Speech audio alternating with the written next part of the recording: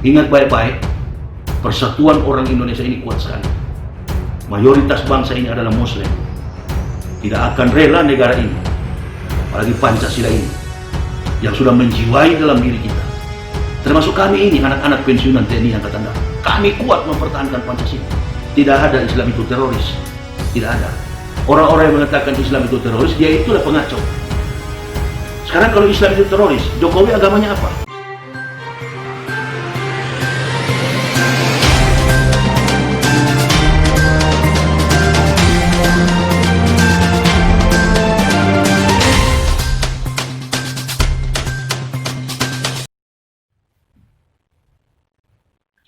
Bismillahirrahmanirrahim. Assalamualaikum warahmatullahi wabarakatuh.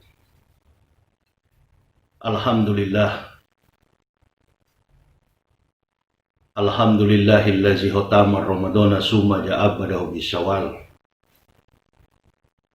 Ashhadu an la ilaha illallah muhawwilul hawli wal ahwal. Wa ashhadu anna sayyidana Muhammadan abduhu wa rasuluhu allazi bayyana al-Qur'an biyabsir wal aqwal. Fatuba li sa'imina a'idina fa'izina bi khairil miwal. Amma ba'd. Faya ibadallah, ittaqullah haqqa tuqatih wa la tamutunna illa wa antum muslimun. Wa qala Allah ta'ala fil kitabil azizil karim. A'udzu billahi minasy syaithanir rajim.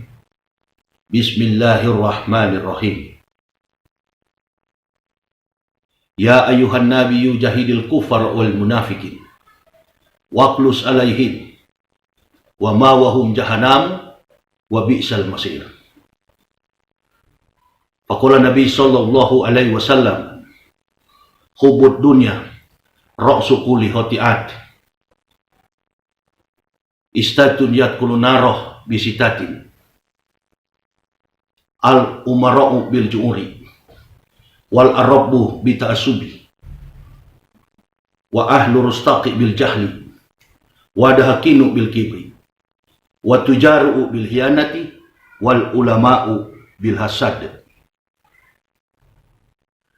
Ma'asyiral muslimin wal muslimah rahimakumullah, dimanapun saudara-saudaraku berada. Puja dan puji syukur marilah kita panjatkan kehadirat Allah Subhanahu wa Ta'ala. Salawat dan taslim tak henti-hentinya kita aturkan keharibaan Nabiullah baginda Rasulullah Muhammad sallallahu alaihi wasallam, sebagai manusia mulia sepanjang masa yang mengajarkan kepada kita akhlak Islami, kejujuran, kecerdasan, dan segala perkara terkait dengan kehidupan di akhirat nanti. Dialah manusia mulia sepanjang masa, Rasulullah Muhammad sallallahu alaihi wasallam, satu-satunya nabi yang menerima perintah segenap kesimpulan kekuasaan Allah yang termaktub di dalam kebenaran kitab suci Al-Quran. Nabi yang menyempurnakan semua kitab para nabi yang diutus oleh Allah. 124.000 nabi yang diutus oleh Allah. Tidak ada satupun dari mereka kalimatullah yang disampaikan tertulis secara literally, tertulis secara teori. Datangnya Rasulullah Muhammad sallallahu alaihi wasallam, kitab suci itu terbukukan di dalam kitab suci Al-Quranul Karim. Maka kita diperintahkan sebagai orang-orang yang beriman untuk berpuasa di bulan Ramadan. Ya ayyuhallazina amanu kutiba alaikumusiyam kama kutiba alal ladzina min qablikum la'allakum tattaqun. Alal ladzina min qablikum la'allakum tattaqun. Sebagaimana orang-orang sebelum kamu berpuasa. Kalimatullahi, ayat Al-Quran ini menerangkan, memerintahkan sekaligus kepada orang beriman. Ya ayyuhallazina amanu kutiba alaikumusiyam. Wahai orang-orang beriman, berpuasalah kamu. Diwajibkan bagi kamu berpuasa sebagaimana orang-orang sebelum kamu. Allazina min qablikum la'allakum tattaqun, agar kamu bertakwa. Makna dari kalimat ini mendefinisikan bahwasannya saum Ramadan atau puasa di bulan Ramadan sudah dilakukan oleh orang-orang beriman sebelum datangnya umat Nabi Shallallahu Alaihi Wasallam. Menunjuk maknai bahwasannya perintah untuk berpuasa itu, sebagaimana video pertama saya sampaikan, untuk menghormati diturunkannya ayat-ayat suci Al-Quran. Syahrul Ramadan allazi unsila fihil Quran hudal linnasi wa bainati minal huda wal furqan. Untuk menghormati diturunkannya segenap perintah Allah bagi seluruh umat manusia. Hudal linnas. Ini menunjukkan bahwa semua nabi di zaman dulu ketika menerima perintah Allah Subhanahu wa taala Rabbul Alamin, mereka berpuasa bersama umatnya di bulan Ramadan. Panas. Panas karena cuaca, panas karena dosa-dosa kita. Terbakar akibat kita menjalankan puasa di dalam konstruksi kehidupan keimanan kita. Untuk membangunnya itu tidak dengan mudah. Diwajibkan untuk berpuasa, menahan makan, menahan haus pada siang hari selama kurang lebih 12 jam. Semua nafsu kita dibatasi. Semua keinginan kita dibatasi ketika kita menjalankan saum Ramadan. Inilah agama yang menertibkan fisik dan psikologis manusia. Agama yang menertibkan segala keinginan manusia. Tidak dibatasi. Bahkan di dalam Islam diperintahkan, imali dunia kakana kata Yesu abadan wa maliyaki roti kakana kata mutugodan. Bahkan untuk merebut harta, untuk mencapai kedudukan, pangkat dan jabatan tidak dibatasi di dalam iman Islam. Selagi hal itu dicapai dengan standarisasi kebenaran syariat Islam, tidak dibatasi. Carilah duniamu seolah-olah engkau hidup 1000 tahun, cari akhirat seolah-olah mati besok. Itu perintah Islam. Ada warning, tetapi carilah akhirat seolah-olah mati besok. Ada peringatan yang cukup tegas. Terkait dengan berpuasa di bulan Ramadan kemarin, kita mendapatkan pahala keberkahan dari Allah. Kulu amal ibnu Adam ila saum fa innahu li wa ana azbih. Kata Allah Subhanahu wa taala bahwasannya semua amalan anak cucu Adam adalah untuk dirinya sendiri. Ila saum, kecuali puasa, adalah untuk aku, karena aku yang akan menilainya. Di sini kita dilatih kejujuran. Inilah agama yang benar. Melatih kejujuran umatnya dinilai oleh Allah Subhanahu wa taala. Agama yang sudah merupakan relevansi yang kuat ikatan historiknya dengan agama para nabi. Dinul Haq, Dinul Islam. Tapi persoalannya ketika kita menjalankan perintah iman Islam, komitmen dan konsekuensi yang paling utama di dalam menjalankan iman Islam itu, mulai dari orang mengucapkan 2 kalimat syahadat, adalah jujur. La ilaha illallah Muhammad Rasulullah. Konsep keimanan inilah yang kita tanamkan di dalam dada kita dengan komitmen jujur dalam mengucapkan, jujur dalam juga mengamalkan apa yang sudah diberikan, harta yang tidak ternilai harganya, iman tauhid Islam. Namun ternyata sangat disayangkan ketika Allah Subhanahu wa taala sudah memberikan kepada kita harta yang kekal, keimanan itu, ada yang tidak jujur menjalankannya. Mengaku beriman, mengaku sebagai muslim, tapi berkhianat terhadap Islam. Bahkan ada yang dari kafir yang masuk Islam, kemudian dia murtad kembali. Sebagaimana kerbau berkubang kembali ke dalam kubangannya, masuk ke dalam lumpur lagi, kafir kembali. Tidak gampang orang mengucapkan 2 kalimat syahadat. Qad aflahal mu'minun, beruntunglah orang-orang yang beriman. Beruntunglah orang-orang yang diberi nikmat iman itu. Bahkan kita disucikan karena iman. Qad aflahal man tazakka. dan meninggalkan segala macam kebatilan, meninggalkan segala kemunafikan, meninggalkan segala hal kebohongan yang tidak disukai oleh Allah Subhanahu wa Ta'ala. Ini yang kita sebut dengan perilaku hidup Islami. Maka selaku orang yang beriman, kita diperhadapkan ketika menjalankan bulan puasa kemarin, masalah terkait virus COVID-19, terkait corona, dan macam-macam persoalan.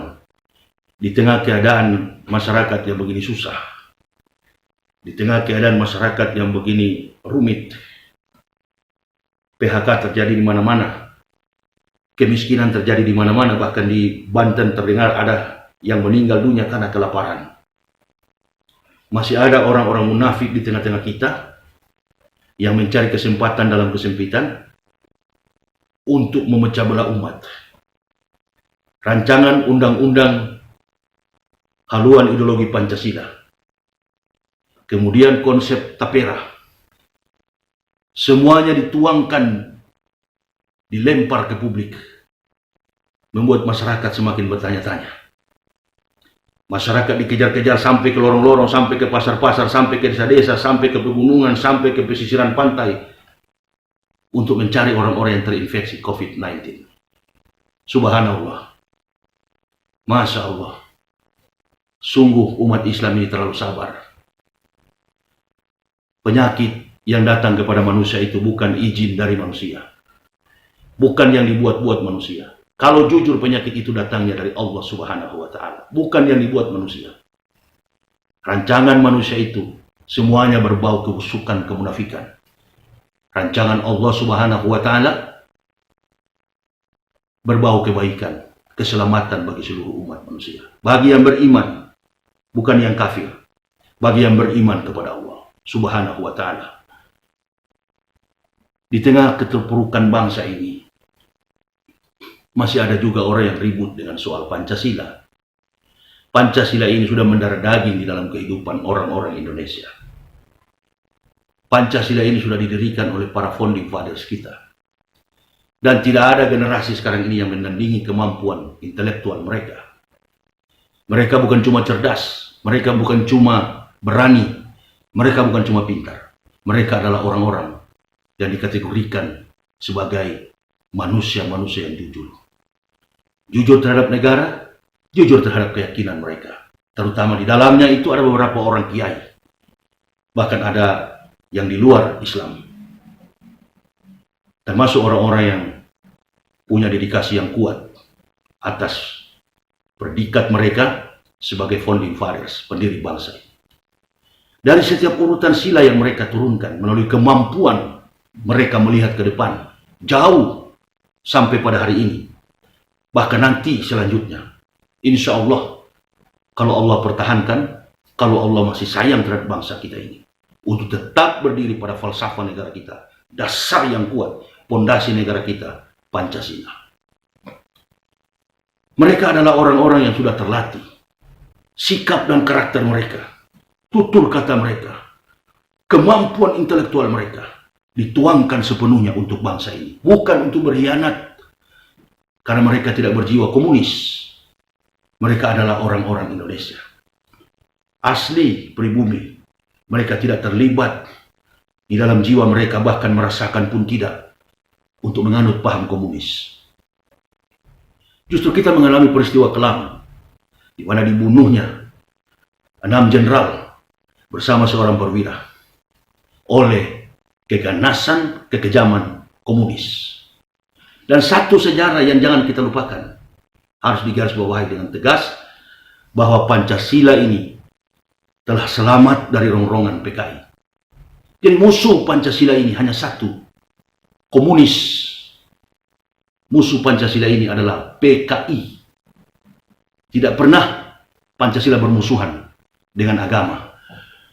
Justru Pancasila itu dinafaskan oleh agama. Tanpa agama, Pancasila tidak bernafas. Oleh sebab itu, para pakar mengatakan Pancasila itu adalah sumber dari segala sumber hukum. Kedaulatan jiwa yang kuat, yang tidak memiliki sifat binatang, itulah hukum yang paling kuat.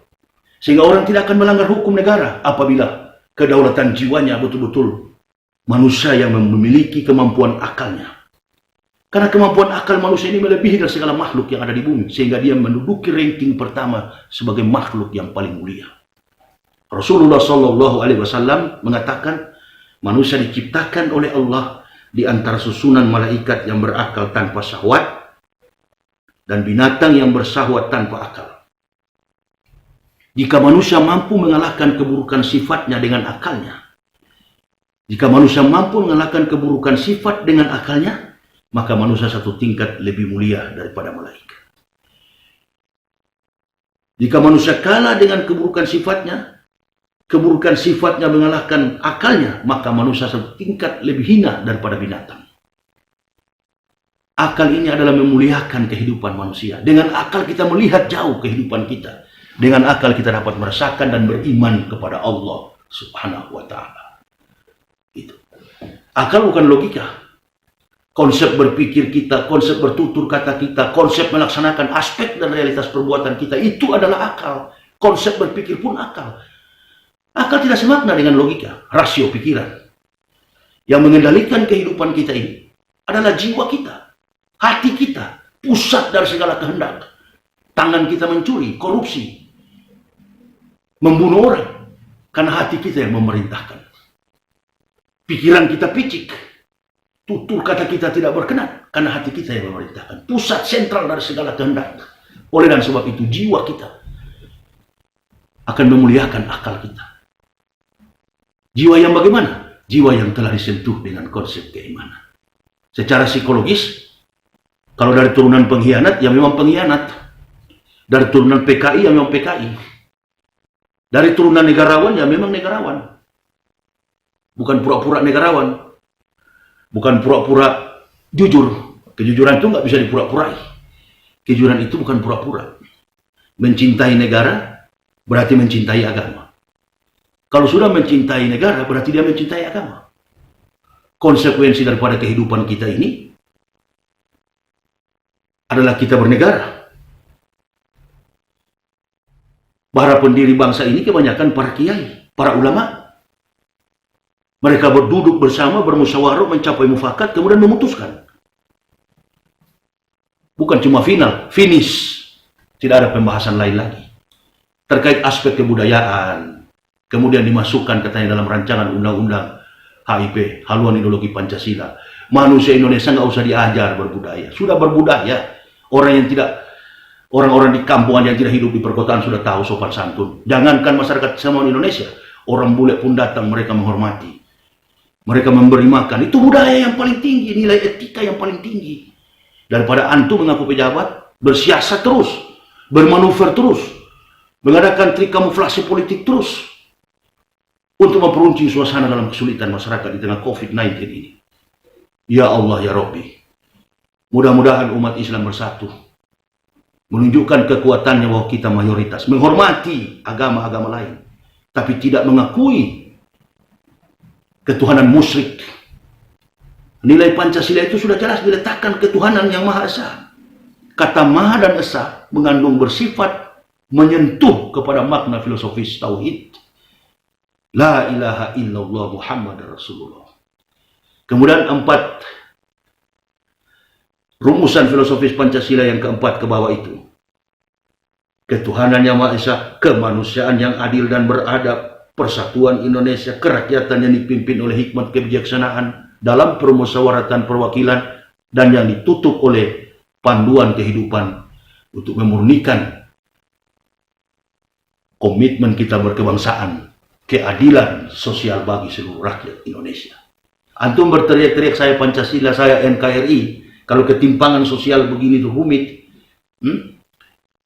BPJS dinaikkan, orang masyarakat bawah semakin sulit, grassroots, akar rumput, mencari makan pun saat ini susah.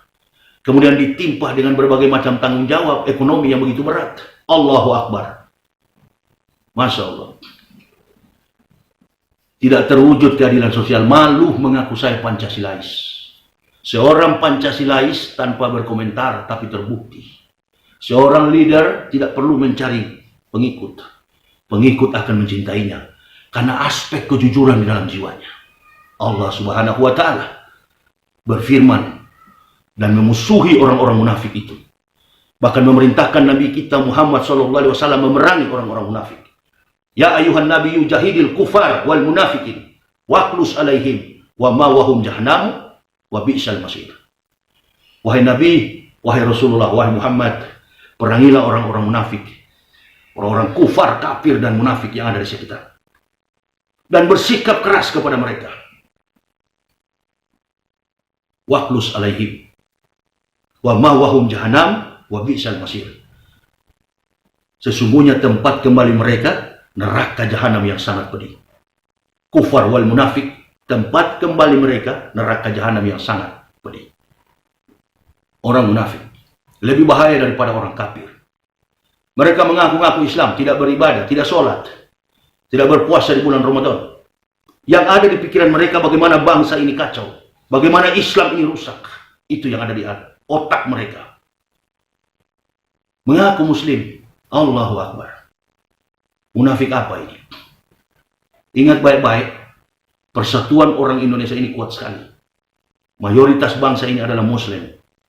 Tidak akan rela negara ini, apalagi Pancasila ini, yang sudah menjiwai dalam diri kita. Termasuk kami ini, anak-anak pensiunan TNI Angkatan Darat. Kami kuat mempertahankan Pancasila. Kami tidak akan goyah, sedikit pun kami tidak akan bergoyah. Bahkan di dalam sila ketuhanan yang Maha Esa itu, bagaimana Islam menghormati agama-agama lain, bagaimana Islam mengakar secara kuat dalam komitmen pribadi para ulama untuk menyanjungi agama-agama lain, tidak mau bersentuhan ke dalam konflik agama, Poso, Ambon dan lain sebagainya itu bukan perang agama, bukan perang agama.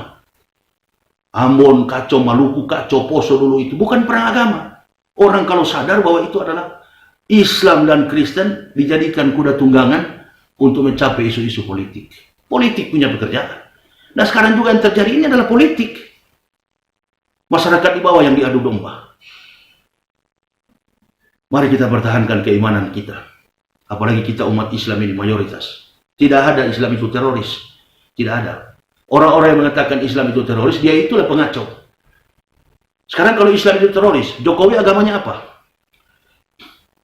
Jokowi agamanya Islam. Tanya aja ke Jokowi, Presiden Republik Indonesia. Apa agama beliau? Hah? Lalu siapa yang mengatakan Islam teroris? Justru dia yang teroris. Itulah munafik besar. Ini.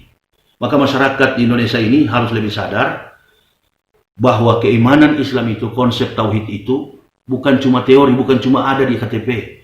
Diimplementasikan sesadar-sadarnya dalam kehidupan. Konsep kehidupan individu, rumah tangga, bermasyarakat, berbangsa dan bernegara. Saya dikenal keras dalam berdakwah karena kecintaan kepada iman tauhid. Tidak ada kompromi kalau sudah bicara iman tauhid, keesaan Allah itu. Tapi dalam konstruksi kehidupan pergaulan sehari-hari, banyak keluarga saya di Manado yang masih beragama Kristen. Banyak. Mereka belum mendapat hidayah untuk memeluk Islam. Saya tetap berdoa supaya mereka memeluk Islam. Selamat dunia wal akhirat. Mereka akan selamat dunia hatta akhirat. Sayang kepada negara ini. Sayang kepada bangsa ini. Allahu Akbar. Di sinilah kita dilahirkan, dibesarkan, dan kemudian kita merasakan nikmat keberkahan dari Allah Subhanahu wa Ta'ala. Indonesia ini diberkahi karena mayoritas Muslim, orang beriman. Allahu Akbar. Tidak ada Muslim terbaik di dunia kecuali hanya di Indonesia. Para sesepuh kita, para ulama kita, Nahdlatul Ulama, NU, bahkan para ulama yang ada di Muhammadiyah, Profesor Din Samsudin dan lain sebagainya. Itu semua adalah orang-orang yang tenang, orang-orang yang keturunannya para wali. Mereka sudah menetapkan satu komitmen dalam beragama, bahkan terlibat langsung dalam proses kemerdekaan Republik Indonesia. Yang mengacaukan kita ini selama ini memang dari dulu sampai sekarang ini PKI, komunis, yang membantai para kiai, orang lagi sholat subuh dibantai. Mereka jejak digital masih ada itu.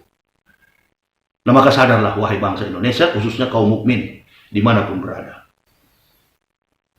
Bersatulah kita untuk mewujud nyatakan konsep kehidupan nasionalisme yang tidak pura-pura, yang munafik. Konsep hidup nasionalisme yang jujur di atas pengakuan keyakinan kita. Ingat baik-baik, Allah Subhanahu wa Ta'ala itu sayang kepada bangsa ini karena melihat mayoritas bangsa ini dikenal oleh dunia berpenduduk mayoritas Muslim terbesar di dunia. Nah, struktur pemerintahan inilah yang perlu ditata. Nggak usah banyak cara, konsepnya cuma satu, jujur dan tidak munafik terhadap bangsa dan agama. Itu saja. Kalau sudah jujur terhadap bangsa dan agama, insya Allah Indonesia ini akan maju lebih baik ke depan. Cita-cita Joko Widodo, Presiden Republik Indonesia, Jokowi mengatakan konsep kementerian baru ini, implementasi pemerintahan nanti ke depan, periode beliau kedua ini, Indonesia maju. Nah, kalau maju hanya dua, jujur dan adil. Jadi 5 sila itu diimplementasikan. Keadilan sosial bagi seluruh rakyat Indonesia. Dikunci itulah budaya yang harus kita tunjukkan. Sebagai manusia Pancasilais yang berbudaya, itu yang sekarang persoalannya. Ketimpangan sosial yang terjadi, masyarakat gaduh, berbagai macam kejahatan menyeruak di publik, kejahatan kemanusiaan tidak pernah berhenti. Karena konsep terakhir ini, dari silsilah urutan falsafah ini, jadi setiap persoalan bangsa itu, Indonesia khususnya, kita lihat dalam silsilah itu. Silsilah turunnya sila-sila itu, dari 5 sila. Antum akan merombak ketuhanan yang Maha Esa. Wallahu Akbar. Disitulah harga diri kita bangsa. Kita hidup dan bernafas di negara yang mengakui adanya Tuhan. Apalagi mayoritasnya adalah Muslim. Allahu Akbar. Harta, jabatan, pangkat, kedudukan, segala macam aset nggak berharga. Tanya semua Muslim. Muslim yang jujur maksud saya. Mereka lebih mengedepankan iman tauhid kepada Allah Subhanahu wa Ta'ala. Saya saja yang baru beragama Islam begini, Allahu Akbar. Begitu kuat mempertahankannya. Dan tidak ada dakwah seorang ustaz, dakwah seorang mubalik, dakwah seorang kiai, dakwah seorang buya, abuya, dimanapun berada, lalu mengatakan bahwa kita harus membunuh orang yang berbeda agama. Tidak ada. Tidak ada. Kalaupun menuduh kami selama ini keras, karena konsep keimanan, kejujuran, tauhid yang ada dalam jiwa kami. Enggak apa-apa.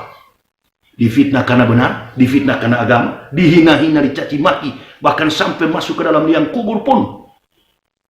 Kematian kami diwarnai dengan corak caci maki, kami tetap mengatakan, membesarkan Allahu Akbar, walhamdulillah, wala ilaha illallah, wallahu Akbar. Kami akan bersyukur. Aroma kematian kami dicaci maki oleh kafirun wal munafikun. Enggak apa-apa. Tapi jangan sampai kematian kami dicaci maki oleh orang-orang yang takwa. Kalau kami dicaci maki oleh orang-orang munafik, maka kematian kami adalah husnul khotimah. Itu keyakinan kami. Apabila kematian kami dihasil dengan pujian orang-orang munafik, itulah su'ul khotimah. Tinggal pilih kok. Saya sebagai manusia yang sudah ditanamkan dalam kehidupan keluarga tentang konsep bernegara, tidak usah diajar, orang Indonesia sudah tahu itu.